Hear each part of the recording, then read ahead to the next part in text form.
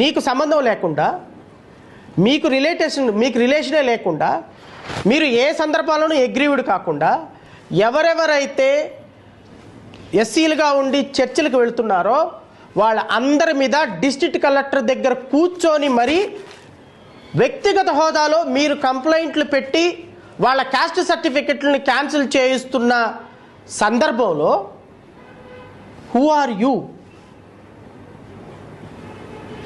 Who are you?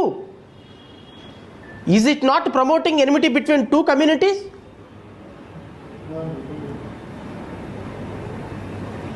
పోనీ ఈ కోన Joseph అనేటువంటి వ్యక్తి నీ మీద ఏమైనా కంప్లైంట్ పెట్టాడా? పోనీ నీకు తెలిసిన వాళ్ళ మీద ఏమైనా కంప్లైంట్ పెట్టాడా? ఏమంటే ఆయన ఎస్సీ కాదు, ఆయన చర్చికి వెళ్తున్నాడు, నా మీద కంప్లైంట్ పెట్టాడు, నేను బాధితుణ్ణి, కాబట్టి అతను క్యాస్ట్ సర్టిఫికేట్ క్యాన్సిలేషన్ చేయండి అని చెప్పేసి నువ్వు కలెక్టర్ కంప్లైంట్ పెట్టు, వెరీ గుడ్, అప్రిషియేట్. కానీ who are you sir?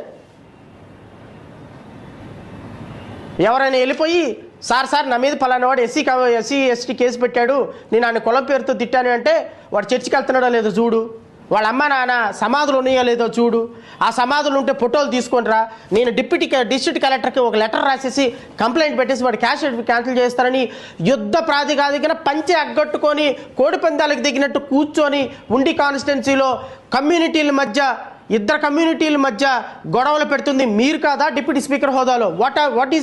What is your locus? What is this?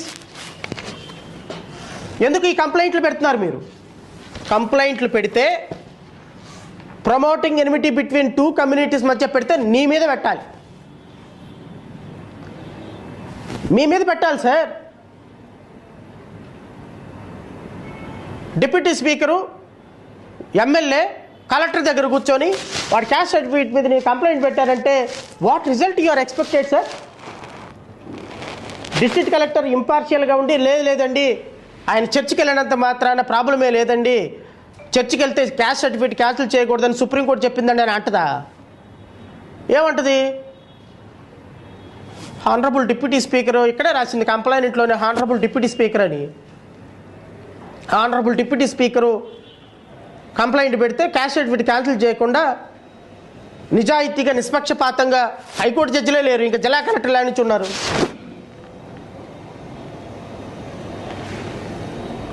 కాన్స్టిట్యున్సీలో రాష్ట్రంలో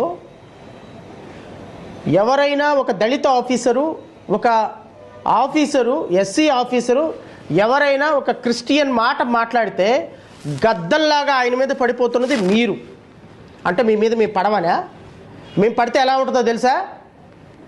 మేము పడితే వారు వన్ సైడ్ అయిపోద్ది. రఘురామకృష్ణరాజు గారు మీరు అనుకుంటున్నారేమో, మేము పడటం అంటూ మొదలు పెడితే పంచలెక్క పట్టుకొని పరిగెత్తాల్సిందే మీరందరూ.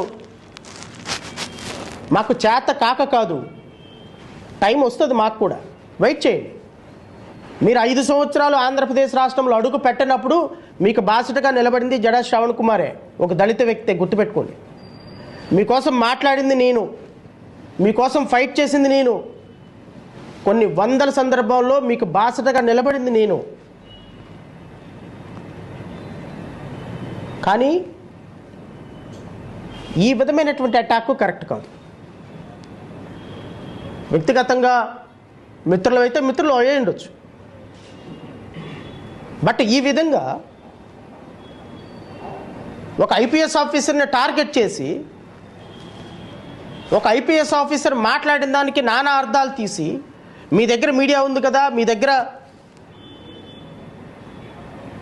పోలీస్ వ్యవస్థ ఉంది కదా అని చెప్పి ఒక వ్యవస్థ మొత్తాన్ని ఈ విధంగా మీరు చెప్తే నమ్మరు రాష్ట్ర ప్రజలు. ఉండి కాన్స్టిట్యున్సీలో చర్చికి వెళ్ళటానికి ఎస్సీ వాళ్ళు భయపడి బైబుళ్ళు పైటి చెంగులు చాటును దాక్కొని వెళ్లాల్సిన పరిస్థితి వచ్చేసింది. ఏంటి రాజ్యాంగంలో మాకు హక్కు లేదా? చర్చికి వెళ్ళే హక్కు లేదా? చర్చికి నేను వెళ్తా అంటే క్యాస్ట్ సర్టిఫికేట్ క్యాన్సిల్ చేస్తారా? మా అమ్మ మా నాన్న చనిపోతే సమాధులు కట్టుకుంటాం, క్యాస్ట్ సర్టిఫికేట్ క్యాన్సిల్ చేస్తారా? చేస్తారండి. నేను మసీద్కి వెళ్తాను, నన్ను ముస్లింగా మార్చేస్తారా? చెప్పండి సార్.